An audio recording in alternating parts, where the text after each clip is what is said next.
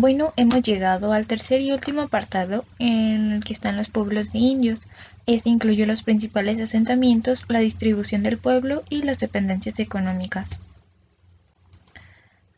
Primero, los principales asentamientos. Bueno, se creó una categoría urbana superior cuando los españoles destinaron 4 poblaciones del valle como ciudades. Estas 4 fueron Tenochtitlan, Texcoco, Xochimilco y Tacuba. Otras 2 como Coyoacán y Tacubaya, que formaban parte del Marquesado de Cortés, fueron categorizadas como villas, y los demás centros de población de tamaño mediano-grande eran considerados pueblos por igual. Los principales asentamientos fueron determinados según las cabeceras que había en el Valle de México. Como ya les había mencionado, cada cabecera tenía sujetos, podían ser barrios o estancias, y a su vez cada cabecera contaba con un cabildo que se encargaba de la política de cada cabecera. En este mapa que saqué del libro de Charles Gibson están las cabeceras y sus respectivas estancias, o sea, solo están los sujetos lejanos a las cabeceras. Aquí está la simbología. Como pueden ver, cada punto grande significa una cabecera y cada punto pequeño relacionado o unido con una línea indica la estancia. Y este mapa es del siglo XVI. Como no se puede apreciar muy bien por la resolución de la imagen, a continuación les dejo los principales asentamientos en una lista. Por ejemplo, Xochimilco tenía 6 estancias, Otumba también tenía 6 estancias, Coyoacán tenía 8, y por ejemplo en el caso de Mexicalcingo, Huitzilopochtli e Iztapalapa, y los demás que están abajo solo eran cabeceras y no tenían estancias a larga distancia.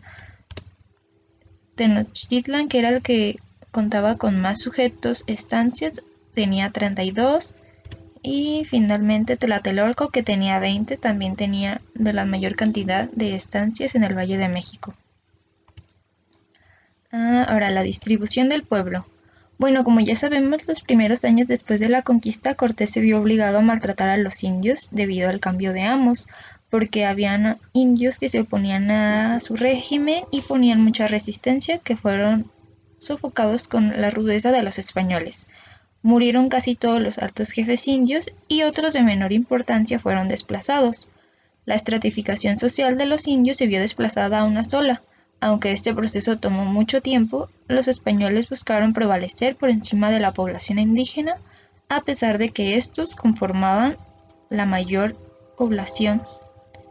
Seguía habiendo diferencias muy marcadas. Por ejemplo, la nobleza, a comparación de los más iguales, seguían manteniendo sus privilegios, y a algunos otros sí se les veía eh, que eran plebeyos como los más iguales.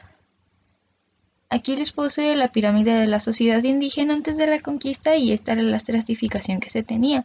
En la parte de arriba y como máxima autoridad encontramos el tlatoani o tlatoque o emperador. Luego en el segundo apartado está el pipiltin, que era parte de la nobleza indígena, los caupipiltin, que eran los nobles águila o guerreros águila, y los sacerdotes también. Luego seguían los pochtecas, que eran los comerciantes y mercaderes.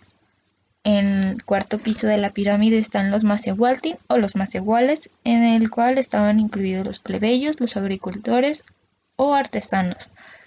También estaban los mayeques, que eran los jornaleros de la nobleza o los trabajadores que tenían a su disposición los pipiltin.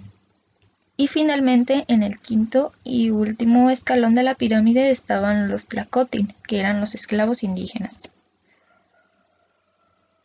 Después de la conquista, se registró un descenso de la población indígena debido a varias causas. Fueron las epidemias, las guerras y las hambrunas. Por ejemplo, durante el decenio de 1530, y otra vez en 1545 y 1548, la causa de las muertes de los indios fueron la tifo o la fiebre amarilla y el sarampión. Los indios se enfermaron y murieron por exceso de trabajo, por enfermedades y hambre a favor de encomenderos, el gobierno y los frailes. Otros miles de indios más murieron por el tráfico de esclavos y la explotación de ellos en las minas. Los efectos de esta catástrofe demográfica fueron la destrucción de las civilizaciones prehispánicas, la crisis del modelo teocrático señorial, y la reorganización de la nueva colonización española. Por ejemplo, aquí les puse una tabla. En el año de 1519 había alrededor de 25 millones de indígenas en el Valle de México. Ya para 1550 había sucedido ¿cómo se llama esto? Un descenso de población indígena que se vio reducida a los 6 millones de población. Motolinia nos decía que el declive de la población india se produjo por el cambio de amos y a la serie de plagas y enfermedades que hubo como castigo de Dios contra los indígenas por sus abundantes sacrificios humanos a sus falsos dioses considerados obras de Satanás, también por la idolatría, poligamia y sodomía. Muy aparte de la visión divina acerca de los millones de muertes que hubo de indios, también murieron a causa de la codicia de los españoles, esto de querer más y más. En cambio, la población española prevaleció porque tenían mayor resistencia a las epidemias, su régimen de trabajo era menos duro y su alimentación y distribución eran mejores en comparación a la indígena. Aquí les puse la pirámide de la sociedad indígena después de la conquista, bueno, de la sociedad en general, y como vemos los indígenas fueron desplazados a una sola. En la parte de arriba y como máxima autoridad tenemos a los españoles y peninsulares, los criollos que fueron los hijos de españoles nacidos en América, los mestizos, las castas, los indígenas y finalmente los negros